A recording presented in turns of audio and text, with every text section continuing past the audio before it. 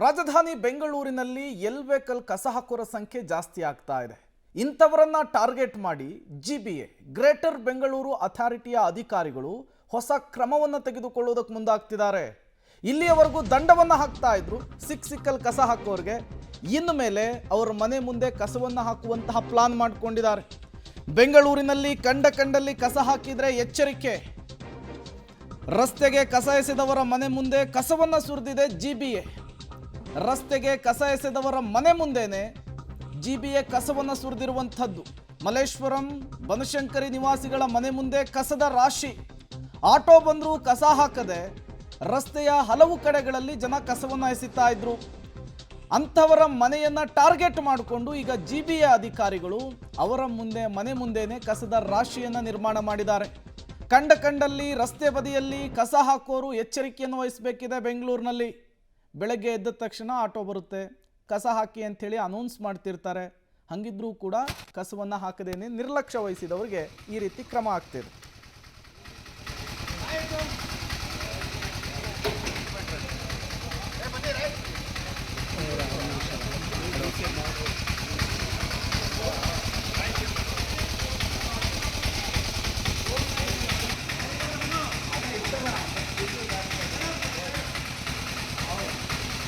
Silicon city Bengaluru ಇತ್ತೀಚೆಗೆ garbage city ಕೂಡ ಆಗ್ತಾ ಇತ್ತು. ಅದಕ್ಕೆ ಕಾರಣ ಎಲ್ಲಿ ಬೇಕಲ್ಲಿ ಕಸದ ರಾಶಿ ನಿರ್ಮಾಣವಾಗ್ತಾ ಇದ್ದಿದ್ದು.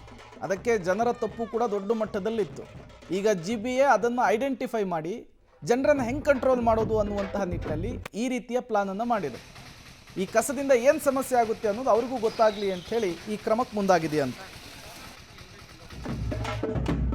ರಸ್ತೆಗೆ ಕಸ ಎಸೆದವ್ರಿಗೆ ಬುದ್ಧಿ ಕಲಿಸೋದಕ್ಕೋಸ್ಕರ ಘನತ್ಯಾಜ್ಯ ನಿರ್ವಹಣಾ ಮಂಡಳಿಯವರು ಇವತ್ತು ಯಾರು ಕಸ ಎಸೆದಿದ್ದಾರೆ ಅವರ ಮನೆ ಮುಂದೆ ಕಸ ಸುರಿಯುವಂಥ ಕೆಲಸವನ್ನು ಮಾಡ್ತಾ ಇದೆ. ದತ್ತಾತ್ರೇಯ ಟೆಂಪಲ್ ರಸ್ತೆಯಲ್ಲಿ ಈಗಾಗಲೇ ಕಸ ಸುರಿದು ಈ ಮನೆಯವರು ಏನಿದ್ರು ಅವರು ಕಸವನ್ನು ರಸ್ತೆಗೆ ಎಸೆತಾ ಇದ್ರು. ಆಟೋ ಬಂದರೂ ಕೂಡ ಆಟೋಗೆ ಕೊಡ್ತಾ ಇರಲಿಲ್ಲ. ಹೀಗಾಗಿ BSWML ಅವರು ಈಗಾಗಲೇ ಇಲ್ಲಿಗೆ ಬಂದು ಕಸವನ್ನು ಸುರಿದು ಅವ್ರಿಗೆ ದಂಡವನ್ನು ಹಾಕುವಂಥ ಕೆಲಸ ಮಾಡ್ತಾ ಇದ್ದಾರೆ. ಯಾರು ಈ ರೀತಿ ಮಾಡ್ತಾರೋ ಅವ್ರಿಗೆ ಬುದ್ಧಿ ಕಲಿಸುವಂಥ ಕೆಲಸಕ್ಕೆ ಈಗಾಗಲೇ ಮಾಡ್ತಾ ಇರ್ತಕ್ಕಂಥದ್ದು. ಈಗಾಗಲೇ ಸಿಬ್ಬಂದಿ ಕೂಡ ಇದ್ದಾರೆ, ಮಾತಾಡ್ತಾರೆ. ಮೇಡಮ್ ನಮಸ್ತೆ.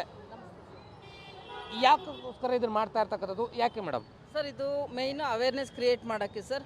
ಈಗ BBMPಯಿಂದ ನಾವು ಪ್ರತಿದಿನ ಆಟೋಗಳು ಕಳಿಸಿ ಮನೆ ಹತ್ರ ಕಸ ಕಲೆಕ್ಟ್ ಮಾಡೋಕ್ಕೆ ಆಟೋಗಳು ಕಳಿಸಿದ ಮೇಲೂ ಅವ್ರ ಟೈಮಿಗೆ ಬರಲಿಲ್ವಾ ಅಥವಾ ಅವ್ರ ಮನೆಯಲ್ಲಿರಲಿಲ್ಲ ಅಥವಾ ಒಳಗಿಂದ ಹೊರಗೆ ಬರೋಕ್ಕಾಗಲಿಲ್ಲ, ಇನ್ನು ಬೇರೆ ಕಾರಣಗಳಿಂದ ಅವ್ರೇನು ಮಾಡ್ತಾರೆ, ಆಟೋ ಕಸ ಕೊಡೋಲ್ಲ, ತೊಗೊಂಬಂದು ಡೈರೆಕ್ಟು ರೋಡಲ್ಲಿ ಡ್ರೈನೇಜಲ್ಲಿ ಇಲ್ಲಿ ಹಾಕ್ತಾರೆ. ಇದರಿಂದ ಪಬ್ಲಿಕ್ಕಿಗೆ ಎಲ್ಲರಿಗೂ ತೊಂದರೆ ಆಗ್ತಿದೆ. ಸ್ಕೂಲ್ ಮಕ್ಕಳಿಗೆ ಓಡಾಡೋಕ್ಕೆ ತೊಂದರೆ ಆಗ್ತಿದೆ, ಟ್ರಾಫಿಕ್ ಮೂವ್ಮೆಂಟ್ಗೆ ತೊಂದರೆ ಆಗ್ತಾ ಇದೆ.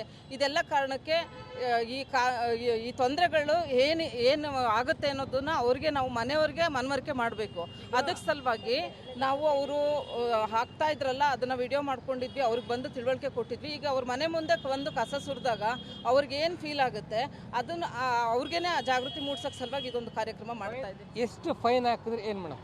ಏನು ಸರ್? ಫೈನ್ ಎಷ್ಟು ಹಾಕಿ? ಅವರು ನಾವೀಗ ನಮಗೆ ಜಾಗೃತಿ ಬಂದಿದೆ, ನಾವು ಇನ್ಮೇಲೆ ಈ ಥರ ಹಾಕಲ್ಲ. ಇವತ್ತು ನಮಗೆ ಅರಿವಾಯಿತು, ನಮ್ಮ ಮನೆ ಮುಂದೆ ಕಸ ಬಂದು ಬಿದ್ದಾಗ, ಬೇರೆಯವ್ರ ಮುಂದೆ ಕಸ ಹಾಕಿದಾಗ, ಮನೆ ರೋಡಲ್ಲಿ ಕಸ ಹಾಕಿದಾಗ ಅವ್ರಿಗೆ ಏನಾಗುತ್ತೆ ಅಂತ ಅವ್ರಿಗೆ ತಿಳುವಳಿಕೆ ಬಂದಿದೆ ಅಂತಂದ್ಬಿಟ್ಟು ಅವರು ಪೆನಾಲ್ಟಿ ಕಟ್ಟಕ್ಕೆ ಒಪ್ಪಿದ್ರು. ಆದರೆ ಜಾಸ್ತಿ ಬೇಡ ಅಂತಂದ್ಬಿಟ್ಟು 100 ರೂಪೀಸ್ ಒಪ್ಪಿದ್ದಾರೆ ಸರ್. 100 ರೂಪೀಸ್ ಪೆನಾಲ್ಟಿ ಕಟ್ಟಿಸಿ.